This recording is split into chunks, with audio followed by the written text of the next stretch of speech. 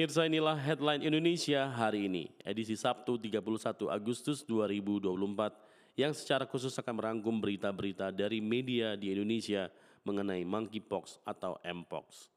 Dimulai dari CNBC Indonesia yang mengutip dari BBC bahwa kasus mpox telah meningkat di negara Afrika selama beberapa dekade.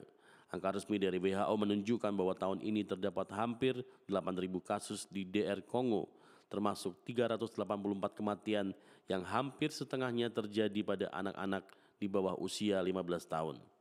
Kejadian wabah di Provinsi South Kivu dekat berbatasan dengan Rwanda, Burundi, dan Uganda menimbulkan kekhawatiran khusus. Pengujian laboratorium terhadap sampel virus dari area tersebut baru-baru ini menemukan strain mpox baru yang mengandung mutasi yang tampaknya membantu penyebarannya di antara manusia. Di kota pertambangan Kamituga, di mana strain ini diperkirakan berasal di antara pekerja seks pada September 2023, kasus-kasus sedang meningkat. Mereka yang kini terinfeksi termasuk anak-anak sekolah, pekerja kesehatan yang merawat pasien mpox, dan seluruh rumah tangga.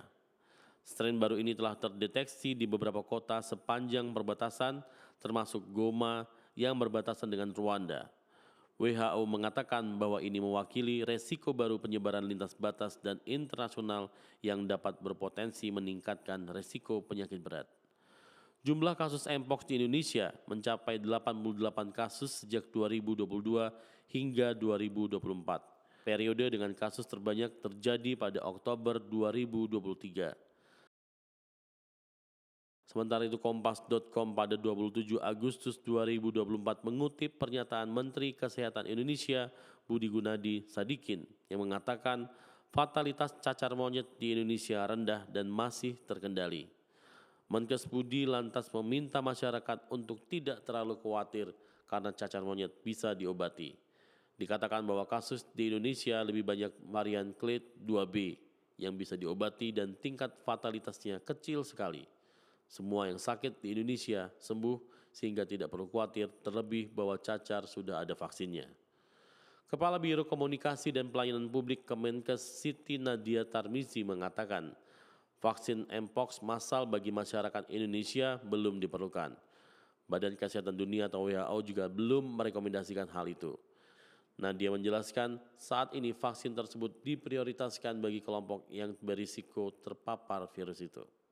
Sementara itu Suara Merdeka.com tanggal 28 Agustus 2024 menyampaikan data penyebaran mpox di Indonesia.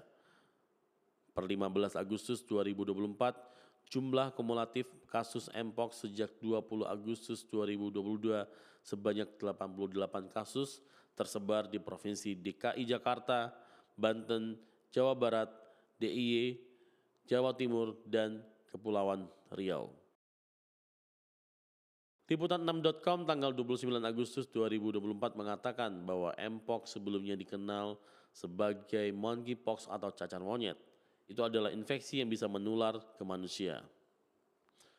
Penyakit ini disebabkan oleh virus human monkeypox yang termasuk dalam golongan orthopox virus dan berasal dari hewan pengerat Afrika seperti tikus serta hewan liar lainnya termasuk primata seperti monyet.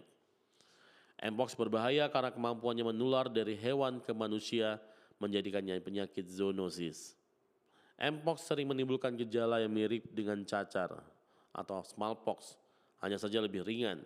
Gejala awalnya termasuk demam tinggi di atas 38 derajat Celcius, sakit kepala, pembengkakan kelenjar getah bening, nyeri otot, dan tubuh terasa lemas. Beberapa hari kemudian, ruam atau lesi kulit akan muncul, dimulai dari wajah dan menyebar ke seluruh tubuh. Walau gejalanya lebih ringan dibandingkan cacar, mpox tetap berbahaya, terutama bagi anak-anak. Penyakit ini bisa menyebabkan komplikasi serius seperti infeksi bakteri sekunder, pneumonia, sepsis, dan gangguan mata yang bisa berujung pada kebutaan. Dalam beberapa kasus, mpox bahkan bisa berakibat fatal dengan angka kematian mencapai 1-10%. RRI.co.id mengutip pernyataan Menteri Perhubungan yang kembali menerapkan penggunaan aplikasi Satu Sehat untuk pelaku perjalanan luar negeri. Penerapan ini juga dilakukan untuk penularan penyakit cacar monyet atau Mpox di bandar udara dan masuk ke Indonesia. Langkah ini diambil setelah adanya penetapan penyakit Mpox atau cacar monyet. Penetapan kebijakan ini sebagai kedaruratan kesehatan masyarakat yang meresahkan dunia.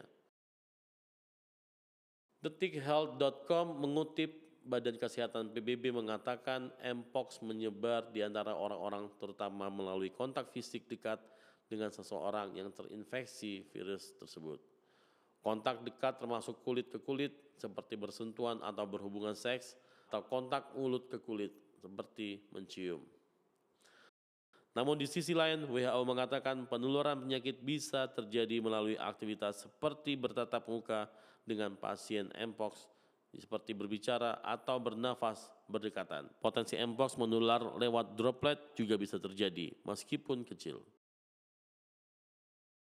Menurut gridhealth.id tanggal 22 Agustus 2024 mengatakan hal utama yang harus dilakukan adalah melindungi diri dengan membatasi kontak dengan suspek atau orang yang sudah terkonfirmasi Mpox atau dengan hewan yang beresiko menularkan. Bersihkan dan disinfeksi lingkungan yang bisa saja terkontaminasi secara teratur.